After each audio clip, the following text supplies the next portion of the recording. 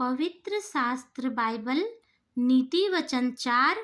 हे मेरे पुत्रों, पिता की शिक्षा सुनो और समझ प्राप्त करने में मन लगाओ, क्योंकि मैंने तुमको उत्तम शिक्षा दी है। मेरी शिक्षा को न छोड़ो।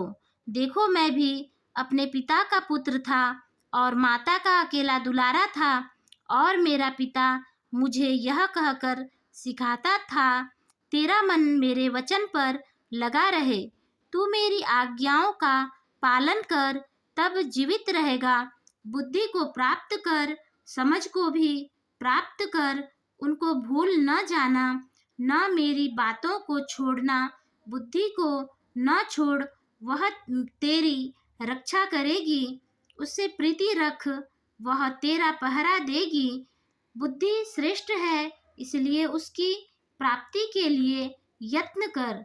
जो कुछ तू प्राप्त करे उसे प्राप्त तो कर, परंतु समझ की प्राप्ति का यत्न घटने न पाए।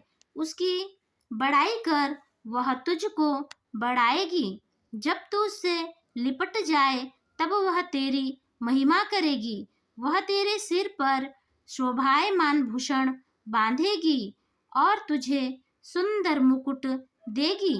हे मेरे पुत्र, मेरी बातें सुनकर ग्रहण कर, तब तू बहुत वर्ष तक जीवित रहेगा।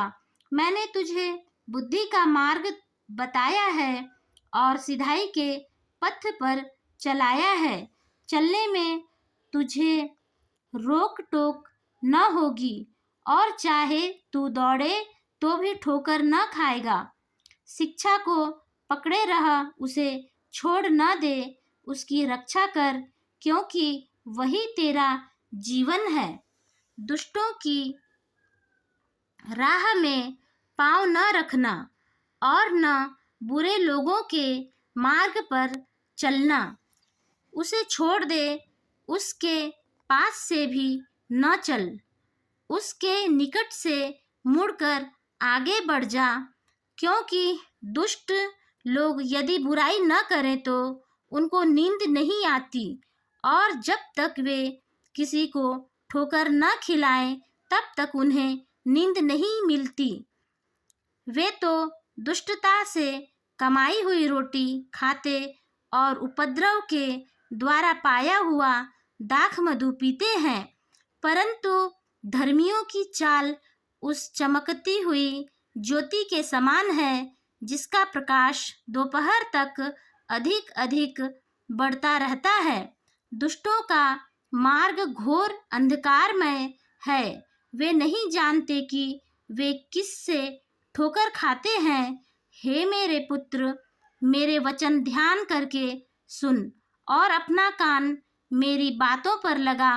इनको अपनी आँखों की ओट न होने दे, वरन अपने मन में धारण कर, क्योंकि जिनको वे प्राप्त होती है वे उनके जीवित रहने का और उनके सारे शरीर के चंगे रहने का कारण होती है। सबसे अधिक अपने मन की रक्षा कर, क्योंकि जीवन का मूल स्रोत वही है। टेढ़ी बात अपने मुंह से मत बोल, और चालबाजी की बातें कहना तुझसे दूर रहे।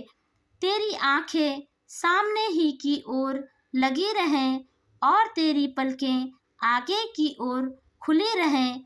अपने पाँव रखने के लिए मार्ग को समथर कर, और तेरे सब मार्ग ठीक रहें।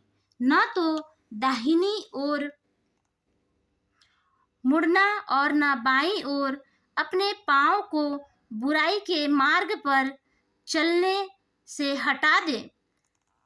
इस वचन के सुने और पढ़े जाने पर परमेश्वर पिता हम सभी को आशीष दें। आमीन।